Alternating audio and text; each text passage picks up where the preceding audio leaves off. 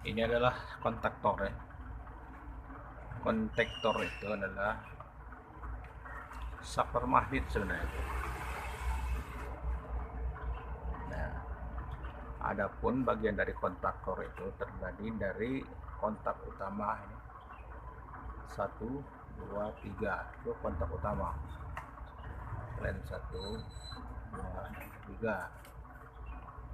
Kemudian ada kontak auxiliary yang ini namanya normal close. Ini pada saat tidak bertegangan dia akan menutup. Nah, kemudian yang ini adalah normal open. Jika dalam keadaan tidak bertegangan dia terbuka. Kemudian penggerak dari kontaktor ini ada spool ditimbulkan dengan A1 dan A2. Oke. Fungsinya ini untuk arus utama, ini untuk auxiliary, ini arus kemudi. Jadi beban dari arus utama ini arus utama ada dikemudikan oleh arus yang lebih kecil namanya arus kemudi. Kita lihat gambarnya, kita gambarkan di sini. Yang A1 A2 ini fungsi spool ini di sebelah sini. Ini posisi A1 A2. Kemudian ada ini len 1, len 2 dan len 3 arus utama. Kita simbolkan dengan terminal ini. Switch 3 ini len 1, len 2 dan len 3.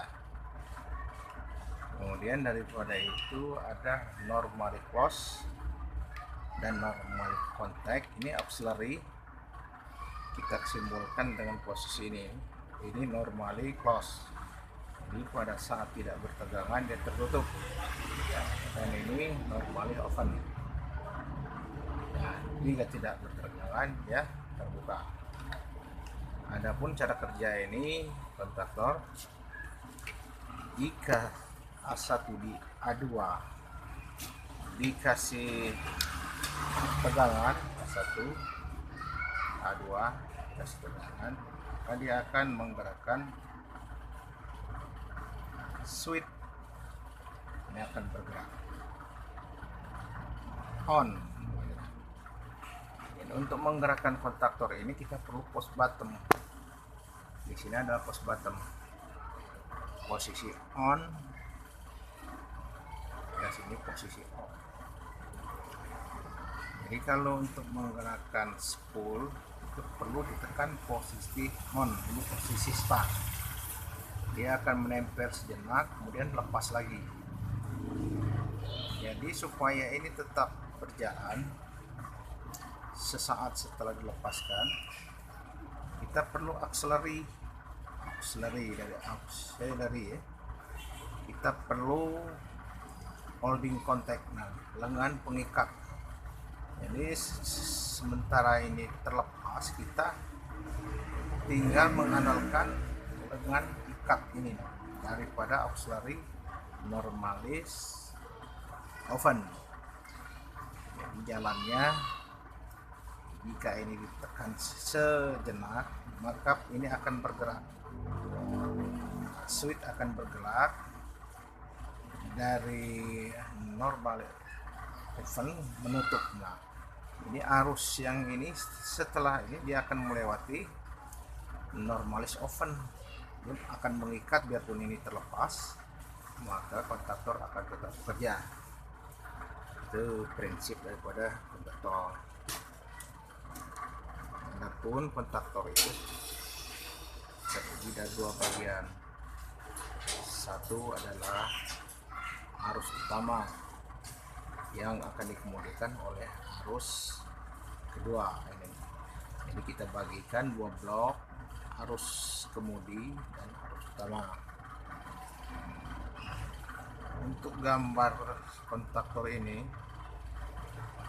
yang memakai holding contact, kalau kita gambar secara garis kemudi seperti diringkaskan seperti ini. Jadi posisi spool 1 A2, stop dan start. Di posisi start ini diikat dengan holding contact ini kita simbolkan dengan begini, K1 normalis open ini. Jadi sesaat setelah ini ditekan, maka normalis open ini akan menutup, sehingga bisa sementara ini lepas, dia akan tetap melewati normalis open ini. Tapi untuk mematikannya adalah dengan menekan tombol stop. Jika ini ditekan, maka arus di sini akan menghilang. Dengan hilangnya arus ini, maka lengan ikat normalis open itu akan terbuka. Nah, jadi kita bagi dua bagian. Ini arus kemudi, gambarnya begini secara diagram. Ini arus utama normalis open. Jadi diagram wiringnya begini. Nah, ini setelah kita pisahkan antara arus kemudi dan arus utama, maka diagram daripada wiring diagram ini begini, dipisah. Nah, tata cara pengoperasian daripada kemudi kontaktor. Nah, begitu sistem kerja kontaktor. Dan ada yang lain-lainnya lagi, seperti bagaimana mengunci dua kontaktor supaya bisa tidak bersamaan bekerja. Kemudian fungsi-fungsi auxiliary ini bagaimana caranya untuk bisa digabungkan dengan relay untuk membuat sebuah sistem pengontrolan untuk mesin-mesin. Nah, begitu.